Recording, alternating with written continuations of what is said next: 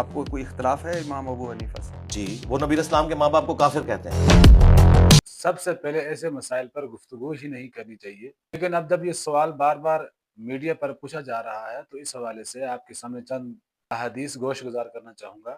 صحیح مسلم میں 202 نمبر حدیث ہے کہ ایک بندہ نبی صلی اللہ علیہ وسلم کے پاس آیا اور کہنے لگا کہ میرا باپ کہاں ہے؟ نبی صلی اللہ علیہ وسلم نے فرمایا تمہارا باپ جہنم میں ہے۔ جب وہ واپس پلٹنے لگا تو نبی صلی اللہ علیہ وسلم نے فرمایا بے شک تیرا باپ اور میرا باپ دونوں ہی جہنم میں ہیں۔ اب یہاں پر امام ابو حنیفہ کے حوالے سے اگر مرزا صاحب یہ کہہ رہے ہیں کہ بھئی ان کا موقف یہ ہے، یہ ان کے موقف کی بات نہیں ہے۔ والدہ صاحبہ کی قبر پر گئے، وہاں پر ان کی زیارت کی اور زوروں کے تار رونے لگی، حتیٰ کہ صحابہ کرام بھی رونے لگے۔ یہ حدیث صحیح مسلم میں ہے۔ تو پھر نبی صلی اللہ علیہ وسلم فرمانے لگے کہ میں نے والدہ کے قبر کی زیارت کی اجازت طلب کی، اللہ نے دے دی، پھر میں نے استغفار کی اجازت طلب کی، اللہ تعالیٰ نے نہیں دی۔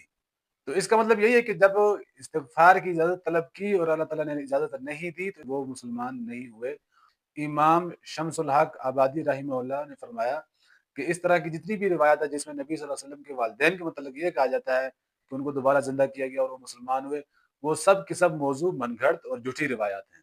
تو اس صورتحال کے اندر نبی صلی اللہ علیہ وسلم نے بارہا اپنے قریبی رشتہ داروں کو فرمایا کہ اے عبد مناف، اے صفیہ، اے فاطمہ بنت محمد، میں تمہاری جو نسبی قرابت داری ہے وہ قیامت کے دن جو ہے وہ کام نہیں آئے گی۔ اگر ہم قرآن کی طرف نظر دوڑائیں، وہاں پر نوح علیہ السلام کا بیٹا، ابراہیم علیہ السلام کے والد، تو یہاں پر نسبی قرابت رشتہ داری تھی جو کہ اللہ رب العزت نے سختی سے ان پر اپنے غصے کا اظہار فرمایا تھا۔